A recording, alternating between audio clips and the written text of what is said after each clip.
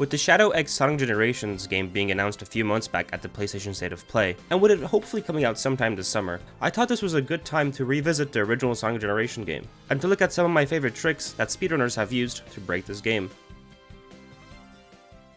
Let's start this one off with Chemical Plant Modern. When entering the water slide before the freefall, make sure to stand on the right hand side of the pipe during this section. Towards the end of the slide, with proper timing, you can do a little hop towards the left side and just start drifting in the same direction. This will launch Sonic up into the air and out of bounds. Using the few textures that are actually loaded in, they can be used as a guide to find the speed pad, which then takes you towards the end of the section. Jump on the invisible rail and then finish the rest of the stage as normal. The movement at the end of the section can be difficult though, because you are moving in 3D while in 2D space.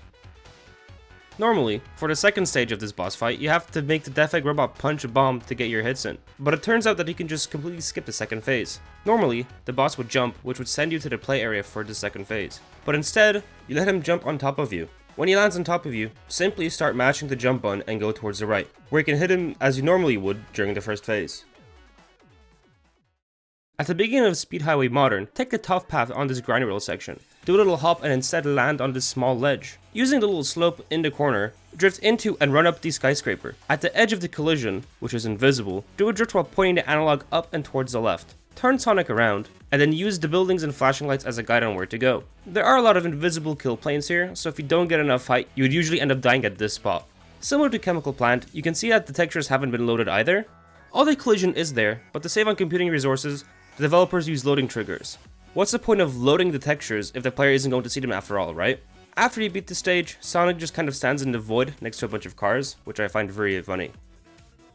At the end of Seaside Hill Classic, there's usually a giant disc that chases you, but by jumping over this dash pad, it just comes down and you get to chase it instead. With a well-timed spin dash and jump, you can basically skip all the platforming here.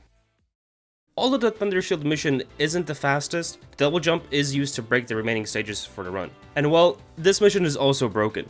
If you jump into this flame backwards and get hit, and land on top of the electric shield box, when landing, press jump and you'll go up really high into the air, which gives you enough height to get on this platform and you can skip the rest of the stage. M-Speed is a trick where you can get abnormal amounts of speed. You have to point the analog stick in the direction you want to go, and just simply start jumping. Sonic gets a crazy amount of speed. But the difficult thing about this trick though, is that you have to hold the analog stick in a sweet spot, and it can be really precise, which is why this trick is only used in this stage for PC speedruns. This trick is easier to do on console, or in Sonic Unleashed, at least from my experience. Crisis City Classic shows how broken the Thunder Shield can be. With a few well-timed spin dashes and double jumps, you can effectively skip through entire sections of this stage. For example, you can skip this spiraling section by clipping into this grinding rail from underneath. The tornado can also be one of the most annoying parts of this game, since it messes with your controls. It feels like you're constantly swapping between ice and water physics, but as you can guess, you can just jump through all of it. We do have to wait a little bit to make sure that the goal post is at its final destination, because sometimes you can go a bit too fast and make it to the goal before the goal. In this section of Planet Wisp Classic, you can go out of bounds through half of the stage. While activating the Wisp, point your analog stick to the left, and then as you start moving quickly, flick the analog stick up and to the right. The Spike Wisp sticks to the nearest wall possible. There is a little gap between these 2 points, and by flicking to the right, we make sure that we are closer to the top platform. This spring trap here is conveniently placed and lets us get back in bounds, where we perform a different Spike Wisp skip. When entering the loop in Spike form, start spamming with the jump button and pull the analog down, letting us go out of bounds again. Even though this is a 2D stage, there are multiple lanes within the stage, and these loops are used to transition between these lanes. And by jumping out of bounds, we are switching to a lane that we're not supposed to be in. As a Spike Wisp runs out, quickly use a Thunder Shield and double jump to get back in bounds, where it places you basically at the end of the stage. What if I told you that you can skip the entirety of the final 2D section for Planet Wisp Modern? Well, you can, and here's how you do it.